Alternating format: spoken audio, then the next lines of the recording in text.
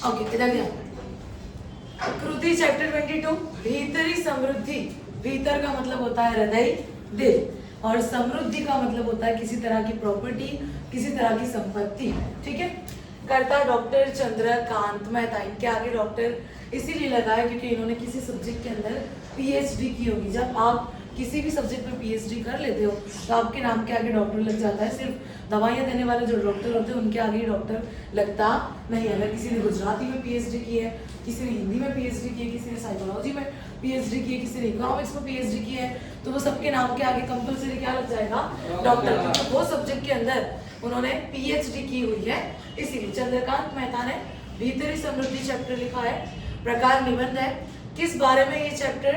तो भाई अमीर लोगों के बारे में बताया है जो धन संपत्ति बहुत ज्यादा कमा रहे हैं, लेकिन उसके साथ साथ वो ऐसा कहते हैं कि ये अमीरी बाह्य के साथ साथ कैसी होनी चाहिए?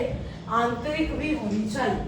आंतरिक अमीरी का मतलब इंसान के पास जो भी कुछ पैसा है, उन पैसों में से, उन धन के अंदर से, उन दौलत के अंदर से कुछ अमाउंट उनको क्या करना चाहिए? नेकी के लिए भी निकालना चाहिए।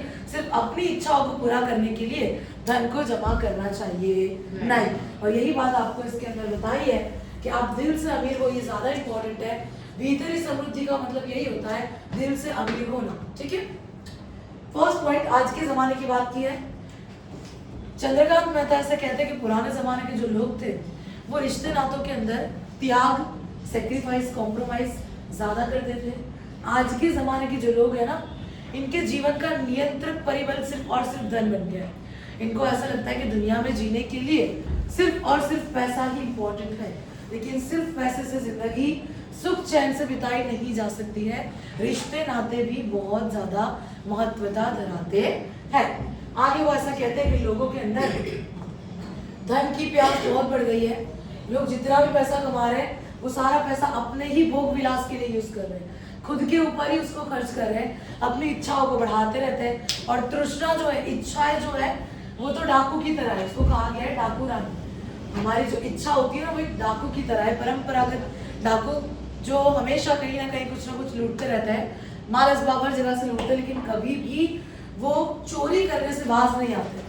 उनकी चोरी करने की आदत कभी भी जाती नहीं है। इसी प्रकार अगर इंसान के अंदर किसी चीज को पाने की तृष्णा, इच्छा, लोभ, लालच जाग गया तो वो एक चीज को पाने के बाद दूसरी चीज को पाने के बाद तीसरी चीज, इस तरह परंपरागत वो तृष्णा जो है वो बढ़ती ही रहेगी और इंसान अपने कमाए पैसों का कभी भी नेकी के लिए इस्तेमाल करेगा नहीं। और चंद्रकांत मेहता के अकॉर्डिंग कि आजकल का जमाना ऐसा ही हो गया है, लोगों का नियंत्रक परिबल धन बन चुका है। अमीरों को ऐसा लगता है कि अगर बहुत ज्यादा पैसा आ गया तो समाज में हर जगह उनकी इज्जत होगी, उनको सम्मान मिलेगा। लेकिन अगर किसी के पास बहुत ज्यादा पैसा है और उसमें से 10 रुपए भी, 5 रुपए भी किसी को दान नहीं कर रहा है, तो एक लेवल के बाद लोग उसकी इज्जत करना बंद कर देंगे कि इसके पास बहुत पैसा है लेकिन इसके पास दिल नहीं है, ये दिल का अमीर नहीं है। ठीक है। ये किसी की हेल्प कभी भी करता नहीं है। ठीक है।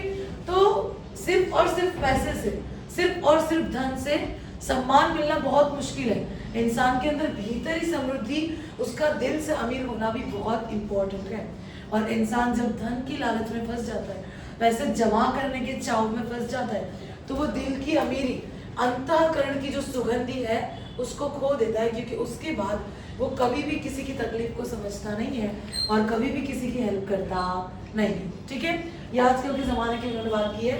अब उन्होंने 2 एग्जाम्पल दिए हैं ये बात को समझाने के लिए। एक इलाका लिखा है यहाँ पर, पोम्पी नगर। कौन सा नगर? पोम्पी नगर। ठीक है। अब वहां पर ना क्या हुआ था, एक बार कहीं पर खंडहर के अंदर जमीन का खोदकाम चल रहा था। ठीक है। तो जब खोदकाम कर रहे थे ना, तो अंदर से एक पूरा मनुष्य का कंकाल निकला, जिसको बोलते हैं नर कंकाल। नर मतलब कि मनुष्य और कंकाल मतलब उसका पूरा हाड़ पिंजर। ठीक है। वो खंडहर में जब खुदाई कर रहे थे ना पोम्पी नगर के इलाके में, तो अंदर से एक पूरा नर कंकाल निकला, मनुष्य का एक कंकाल निकला। और उन्होंने देखा कि उसके हाथ की जो हड्डी है ना, वो हड्डी की मुट्ठी बंधी हुई है बहुत टाइट। और वो सारी हड्डियों को हटाकर वो लोग देखते हैं, कुछ निकलता है, उसको क्लीन करते हैं और उनको पता लगता है कि ये तो सोना है। इंसान मर गया, लेकिन मरते मरते भी उसको धन संपत्ति की इतनी चाह थी, इतना लगाव था कि वो उस सोने को, उस गोल्ड को अपनी मुट्ठी में टाइट बंद करके मरा था। तो इससे पता लगता है कि आजकल के जमाने के जो लोग हैं उनके अंदर धन संपत्ति का कृत्रिम चाव कितना ज्यादा बढ़ गया है, उनके अंदर द्रव्य भक्ति बढ़ गई है, जीवन भक्ति बची नहीं। ठीक है, और एग्जाम्पल दिया है उसी इलाके का। एक व्यापारी था, उसका मृत्यु का समय बहुत करीब था। वो हमेशा अपनी रुपयों की भरी जो थैली है ना, वो उसके तकिए के नीचे रख के सोता, कभी भी किसी को देता नहीं था। पैसों की भरी थैली उसकी तकिए के नीचे रखता था। अब उसका मृत्यु का वक्त करीब आया ना, तो उसने वो तकिए के नीचे जो थैली थी ना, उसको निकाल कर हाथ में पकड़ लिया एकदम टाइट, क्योंकि उसके हाथ में से ले ना ले। इंसान मर रहा है, लेकिन मरते मरते भी वो धन के पीछे ही पड़ा हुआ है, उसके कमाए हुए पैसों के पीछे ही पड़ा हुआ है, जो मरने के बाद उसके किसी काम आने वाले नहीं है। मरने के बाद काम क्या आएगा, नहीं कि उसके अंदर से थोड़े बहुत पैसे निकाल कर किसी गरीब की मदद कर दी होती तो शायद उसका कुछ भला हो जाता, मरने के बाद कुछ काम आ जाता। लेकिन तृष्णा ऐसी चीज है ना जो इंसान को नेकी करने देती नहीं है। धन संपत्ति की चाह, बहुत ज्यादा पैसे कमा के बहुत ज्यादा प्रॉपर्टी ले लेंगे, बहुत ज्यादा पैसे कमा के ये गाड़ी ले लेंगे, वो कार ले लेंगे। तो ये सारी जो इच्छाएं है ना, वो हमको कभी भी अच्छे काम करने नहीं देती है, दिल से अमीर बनने देती नहीं है। इंसान अंतःकरण की सुगंधी को क्या करता है, खो देता है। ठीक है, ये दो एग्जाम्पल दिए। फिर मैंने तुम लोग को कहा कि पुराने जमाने के जो लोग हैं उनके अंदर त्याग बहुत था, दूसरों के लिए अपनी चीजें कुर्बान करना, ये चीज पुराने जमाने के लोगों में बहुत थी। और अभी के जो लोग हैं वो अपनी खुशी, अपना भोग, अपना उपयोग करना वो सबसे पहले देखते हैं, बाकी की बात बाद में। और यही रीजन है कि आजकल के जो रिश्ते हैं वो खोखले हो चुके हैं, उनके अंदर प्रेम और त्याग ये चीजें बाकी रही नहीं। नेक्स्ट, अब उन्होंने बताया दो तरह के लोगों के बारे में। एक तो गरीब लोग जो कि खून पसीना एक करते हैं, बहुत मेहनत करते हैं, सिर्फ और सिर्फ किस चीज के लिए, तो अन्न के लिए, अनाज के लिए, खाने के लिए। और वही दूसरी तरफ अमीर लोग जिनके पास बहुत सारा धन है, लेकिन वो उसके बावजूद भी और ज्यादा धन की चाह में और ज्यादा धन की लालच में लोगों को उल्लू बनाते रहते हैं। तो ये दो तरह के लोगों के बारे में उन्होंने बात की है कि अगर वही अमीर सहृदयता दिखाएंगे, किसी के लिए प्रेम दिखाएंगे, आत्मीयता उनके अंदर होगी, किसी के दुख को समझकर उसकी हेल्प करेंगे, तो ये जो गरीब खून पसीना एक कर रहा है उसके बाद भी उसकी जिंदगी सवर नहीं रही है ना, इनका कुछ बना हो सकता है। वो ऐसी बात करते हैं। फिर अब वो कहते हैं कि भाई दिल से अमीर होना मतलब क्या, इंसान के अंदर क्या होना चाहिए। तो पहली चीज सहृदयता। सहृदयता का मतलब होता है अगर कोई किसी तकलीफ में है, उसके दिल में जो फीलिंग चल रही है ना उसको समझना, उसके इमोशंस को समझना और उसकी हेल्प करना। सेकंड, आत्मीयता। भाई मैंने आपको पहले कहा कि रिश्ते खोखले हो गए, आत्मा से जुड़े हुए रिश्ते अब है ही नहीं। भाई बहन, इवन तो माँ बाप कितने ऐसे हैं कि जो बूढ़े माँ बापों को भी ऐसे ही छोड़ देता है और अपना पैसा ही जमा कर करके अपना ही उल्लू सीधा करते रहते हैं। ऐसे लोग भी दुनिया में बहुत है। और कितने तो ऐसे हैं कि जो माँ बाप को घर में से निकाल कर वृद्धाश्रम में भी रख के आ जाते हैं, क्योंकि उनका जो पैसा है वो बहुत ज्यादा उन पर खर्च हो रहा होता है। तो ये सारी चीजें बहुत गलत है। आजकल के जमाने में द्रव्य भक्ति बढ़ गई है, प्रॉपर्टी को जमा करना, चीजों को खरीदना, ये सब बहुत बढ़ गया है और जीवन भक्ति कम हो गई है, खत्म ही हो चुकी है। त्याग, मैंने आपको कहा प्रेम का दूसरा नाम ही त्याग है।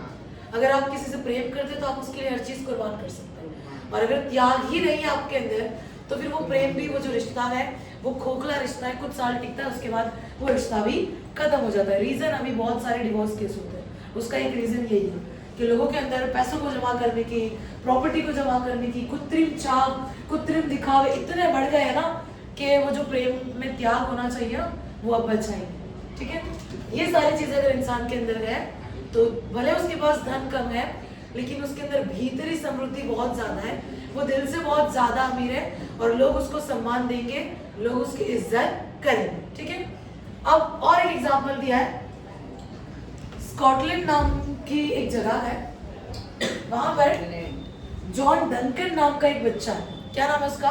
John Duncan. क्या नाम है? John Duncan. इतने गरीब परिवार से, इतने गरीब परिवार से, एकदम बिल्कुल कंगाल परिवार से है। उसके पिता बुनकर है, मतलब कपड़ों को बुनना, लेकिन उनका भी कुछ इतना काम चलता नहीं है। वो एकदम दुबला पतला कुबड़ा, एकदम पतले पतले लोग होते हैं ना, वैसे टाइप का है। खाना भी हम लोग को सही से मिलता नहीं, 2 वक्त का खाना भी उनको नहीं मिलता है। ऐसा कोई बच्चा है जॉन डंकन, एक गरीब बुनकर का पुत्र, ठीक है। अब वो खुद भी पैसे कमाने के लिए किसी के यहाँ ढोर चराने का काम करता है, गाय बकरी भैंस ये सबको जंगल में ले जाकर चरा, ये काम कर रहा था कौन? John Duncan. अब वो दुबला पतला था, बिल्कुल अशक्त था, उसके अंदर इतनी ताकत भी नहीं थी। तो वो जो ढोर चराता था ना, जिसका वो मालिक भी उसके ऊपर बहुत अत्याचार करता था, उसको मारता था, उसको बहुत डांटता था, लेकिन वो जवाब में कभी भी कुछ भी करता नहीं था, ठीक है। अब धीरे धीरे वो बड़ा हुआ, उसको ऐसा लगा कि उसको पढ़ना लिखना सीखना चाहिए। 16 वर्ष की उम्र में उसने अक्षर ज्ञान सीखा, मूल अक्षर सीखा। कितना वर्ष की उम्र में? 16। कितना वर्ष की उम्र में? 16। अक्षर ज्ञान और मूल अक्षर का मतलब होता है क ख ग घ सीखना या फिर ABCD सीखना, उसको कहेंगे अक्षर ज्ञान या फिर मूल ज्ञान, ठीक है। वो उसने सीखा कितने वर्ष की उम्र में? 16 वर्ष की उम्र में, ठीक है। अब वो जंगल में बहुत जाता था, बचपन से ही ढोर चराने का काम करता था, तो उसको वनस्पति के बारे में, एनवायरनमेंट के बारे में, पर्यावरण के बारे में बहुत सारी बातें पता थी, बहुत सारी चीजें वो जानता था। तो जब उसको अक्षर ज्ञान आ गया ना, लिखना पढ़ना आ गया ना, तो उसने वनस्पति एनवायरनमेंट से रिलेटेड सारी बुक्स पढ़ना शुरू किया और आगे चलकर वो वनस्पति शास्त्र का महापंडित बन गया। क्या बन गया?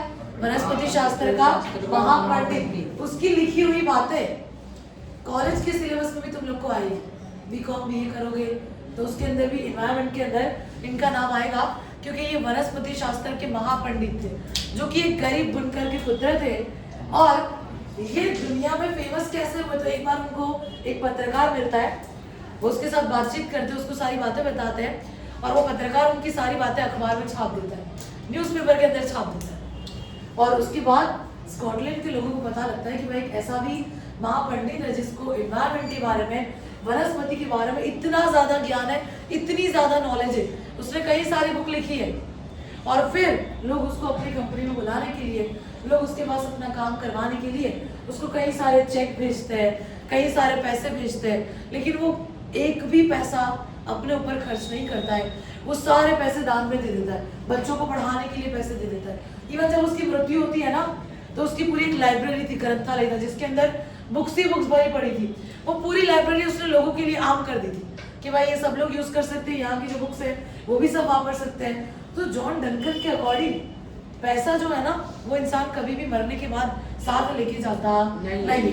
तो धन दौलत को कमाओ, अपने लिए खर्च करो, अपने लिए सुख सगवड़ भी करो, लेकिन उसके साथ साथ आपको उसी धन का उपयोग नेकी के लिए भी करना चाहिए। तृष्णा परंपरागत डाकू रानी है, इच्छाएं कभी खत्म होने वाली नहीं है। तो इसका ये मतलब है कि हमें थोड़े पैसे जो हम कमा रहे हैं उसके अंदर से क्या करना चाहिए? दान करना चाहिए, नेकी करनी चाहिए, ठीक है। और लास्ट वो कहते हैं कि जैसे कि जॉन डंकन है, जो कि बहुत गरीब था लेकिन उसने बहुत अच्छे अच्छे काम किए, बहुत लोगों का भला किया, तो वैसे ही हमारे भारत के भी बहुत महापुरुष हैं जो कि बहुत गरीब थे लेकिन उन्होंने देश के लिए बहुत बड़े बड़े काम किए हैं। तो भारत के भी महापुरुष जो है वो किसके जैसे है? कीचड़ में जिस तरह कमल खिलता है, वैसे ही गरीबी में और बुरी परिस्थिति में भी रहकर उन्होंने अपने जीवन को सुधारा है और वो दुनिया के महापुरुष बने हैं। और यहाँ पर ये तुम्हारा चैप्टर जो है वो खत्म। इंपॉर्टेंट बात है, धन सुख का जादूगर है, शांति का डकैत। जिंदगी जीने के लिए पैसा इंपॉर्टेंट है, लेकिन यही पैसे की चाह, यही पैसे से बहुत ज्यादा लगाव हो जाए तो ये पैसा क्या बन जाता है? शांति का डकैत, इंसान का सुख चैन खत्म कर देता है। तृष्णा को क्या कहा गया? परंपरागत डाकू रानी। आज के जमाने में जीवन भक्ति बची नहीं है, सिर्फ और सिर्फ लोग क्या कर रहे हैं? द्रव्य भक्ति, संपत्ति को जमा करना, चीजों को खरीदना, यही सब में लगे हुए हैं। और एक लेवल तक ये ठीक है, लेकिन उससे ज्यादा लोगों को क्या करना चाहिए? दूसरों की मदद भी करनी चाहिए, भीतरी समृद्धि भी होनी चाहिए। बाह्य धन तो है, बाह्य अमीरी तो है, लेकिन इंसान दिल का भी अमीर होना चाहिए। क्लियर? समझ आ गया? Hard words. द्रव्य का मतलब होता है संपत्ति, प्रॉपर्टी। खंडर का मतलब होता है ऐसी जगह जो बहुत वक्त से ऐसे ही पड़ी हो, खाली पड़ी हो। परिबल मतलब साधन, धन ही जीवन का नियंत्रक परिबल है आज के जमाने के अकॉर्डिंग। तृष्णा मतलब मनुष्य की इच्छा जो कभी खत्म होती नहीं है, मर जाएगा लेकिन इच्छा खत्म होने वाली नहीं है। और ये स्कॉटलैंड कौन था वहां से? John Duncan. किसका बेटा था? गरीब बुनकर। कितने वर्ष में पढ़ना सीखा? ठीक है। और कौन से सब्जेक्ट का महापंडित बन गया? वनस्पति शास्त्र। कौन सा? वनस्पति शास्त्र।